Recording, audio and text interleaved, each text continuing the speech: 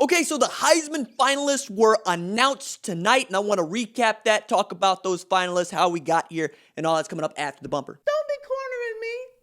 Hold up. Time. You gotta help me with that corner shit.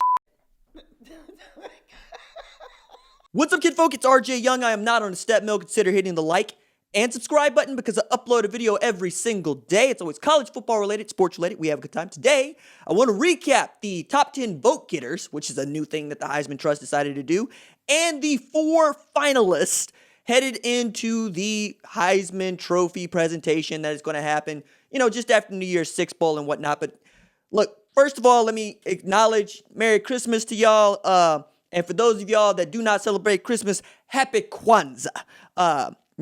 For real, happy holidays, however it is you get down. I understand that this time is also just wild hard for some folks. It normally is because Christmas, Thanksgiving can be some very lonely holidays.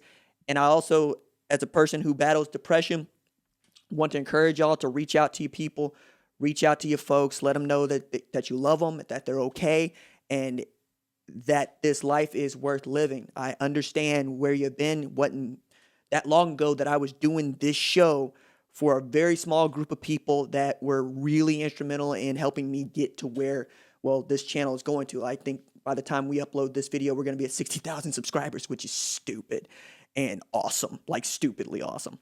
But let's get to the Heisman finalists. So I thought it was kind of cool in one way to know who got votes, but knowing who the top 10 vote getters are in a Heisman Trophy voting is like knowing who the top 10 vote getters are in the U.S. presidential race. It doesn't really matter. It doesn't really help anybody. It's not like you're going to put I was voted 9th in the Heisman balloting on your resume. That's not what you're going to do. We're going to know you for something else. That said, shout out to Kyle Pitts, who becomes the first tight end to be voted 10th in the Heisman voting. Kyle Pitts is also just a walking matchup nightmare at 6'6", 246. I sincerely wish that after they award him the Mackey Award, they no longer refer to him as a tight end and he doesn't go into the NFL draft as a tight end, because I think it's going to severely hurt how much money he can make in the NFL, both at the point of the draft, but also into the future, because we've seen how the collective bargaining agreement, the salary cap, can really affect how much money you make as a pass-catching tight end. See Travis Kelce, Jimmy Graham, George Kittle. Those dudes ought to be making whatever it is that Tyreek Hill is going to make, whatever it is that Antonio Brown was making, whatever it is Mike Evans is going to make, because that's how they affect the game. But they're also just a bigger deal than that, right? 6'6", 246, that's Megatron out there. And that's what Kyle Pitts was in the SEC. He was Megatron. You could not cover the man. You could not guard the man. If he played every single game this year, we're probably talking about him as a Heisman finalist along with DeVonta Smith, who I'll get to in a second. Ian Book finishes 9th, the winningest quarterback in Notre Dame history. Yankee Jake Fromm, Yankee Colt McCoy.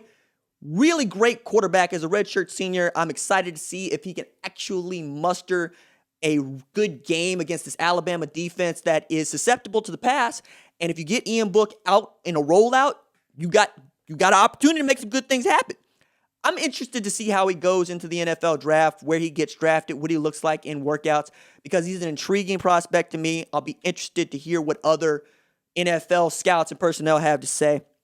Number 8, another guy that I'm going to be interested to see what NFL scouts and personnel have to say, Zach Wilson out of Brigham Young, talking with one source that is working in the NFL very closely in the evaluation part. He told me that Zach Wilson is that dude, right? He could be a top 5 pick. That's bullish. You guys know that I was not very high on Zach Wilson, but I'm going to defer to the folks that cover the NFL on the regular basis and get paid lots of money to evaluate NFL draft prospects from college. It's also, just worth putting out there. Guys that are outstanding in college aren't necessarily outstanding in the NFL, and vice versa.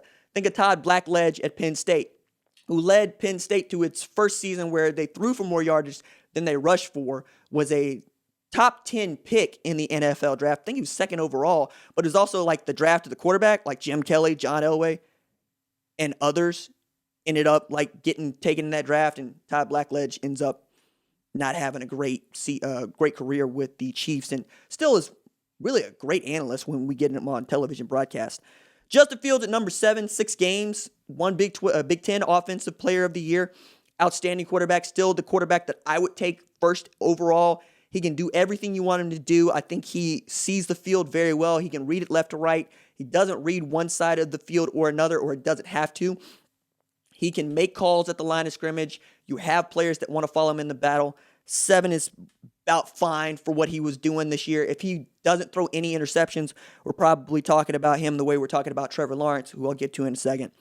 Breece Hall at number 6, over 1,400 yards rushing, the Big 12 2020 Offensive Player of the Year, and deservedly so. I don't know who else you would have given it to other than perhaps Spencer Rattler, but that's a guy that even finished his honorable mention and quarterbacked the team that won the Big 12 championship. I don't know who was doing the voting for the Big 12, but I wasn't, and I don't know who was paying attention, but it wasn't a whole hell of a lot of people. Breece Hall also the first dude to be mentioned as a Heisman finalist for Iowa State since Troy Davis back in 1996, which is remarkable. Also, Troy Davis finished like second in the Heisman voting then. Then we get number 5, Najee Harris. So I made a prediction on the Twitters, because why not, about who the 4 finalists were going to be. Because, you could have 5 finalists, you could have 3 finalists, you could have 2 finalists. It's about how close the vote tally is as to where they put the cutoff for. And I said, you're going to see Mac Jones, Trevor Lawrence, DeVonta Smith, and Kyle Trask. Najee Harris should be there, but I don't think that there were enough voters that were paying attention for him to be there. And I was right. He finishes 5th, even as he has averaged more yards from scrimmage per game than Mark Ingram did that year he won the Heisman, and only about 9 yards fewer than Derrick Henry did when he won the Heisman, and he's only 1 touchdown behind Derrick Henry when he won the Heisman. Remarkable season for Najee Harris, who did what I thought Chuba Hubbard was going to do, which is make himself RB1, and he should be the first tailback taken off the board. Can't wait to see how he tests. Can't wait to see what his broad jump is, what his 40-yard dash is, how he looks pass catching in the drills. All right, now let's get to our 4 finalists. Number 4, Kyle Trask. I didn't think that he should have been there after the loss to LSU, but I was overruled. He threw for a ton of yards in that game, 474. He threw for a ton of yards against Alabama. I get it. I'm not wowed by him, though he's had a wowing season, right? He's been awesome.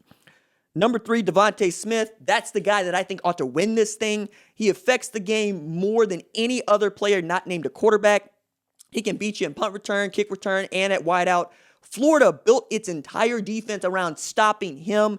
He still had 15 catches for 184 yards and was able to take the focus completely, right? So Najee Harris and Mac Jones could go back there and cook, to say nothing of what John Mechie was doing. John Mechie laying the wood like my man Troy Dean never saw him coming, but laying the wood like he's a nickel safety. Let that man play safety. Hit stick with it.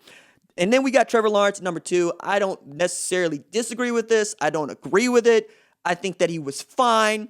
I think that, if you're picking Trevor Lawrence over Kyle Trask, that's probably what I would do, but it's based on what Trevor Lawrence did last year and the year before. I think not unlike Jalen Hurts last year, there are a bunch of people that want to see him there for the Heisman finalist presentation. They want to see him have some things to say. You want to see his family interviewed, and he's just a good dude to go along with probably being the first quarterback taken off the board, because I don't get that pick. But I would not be mad about that either. I want to make that clear. It's a taste contest for me and Trevor Lawrence, Justin Fields. Like, they're both outstanding. They're both really good. It's just who do you like a little bit more than the other. And then Mac Jones. Mac Jones benefits from having the best set of skill players in college football, period. Najee Harris, DeVonta Smith, Jalen Waddle when he's healthy, but let's forget about him. Let's talk about John Mechie. Let's talk about Slade Bolden. Let's talk about Miller Forrestall. Let's talk about Jaleel Billingsley. Like, we can keep going here. They're just nasty on that offense, and that offensive line is also nasty. To put it as clearly as I can, when Sam Pittman was preparing to play Alabama for their last regular season game of the year, he was asked which one of those guys should be named the Heisman Trophy winner. He said their offensive line. That is how nasty Steve Sarkisian has been with that offense, and that is how good Mac Jones has been at running it. I'm not calling him a game manager anymore, because he's more than that. He makes some throws that a game manager just wouldn't do, and he's a better quarterback than A.J. McCarron was, and a way better quarterback than Greg McElroy was. But I don't think he's the Heisman Trophy winner. I think that is the dude from Louisiana. I think that is the dude who caught the game-winning touchdown pass to beat Georgia in the national championship a few years ago. I think it's DeVonta Smith. Let me know who you think it should be in the comments below, and I'll talk to y'all tomorrow. Deuces.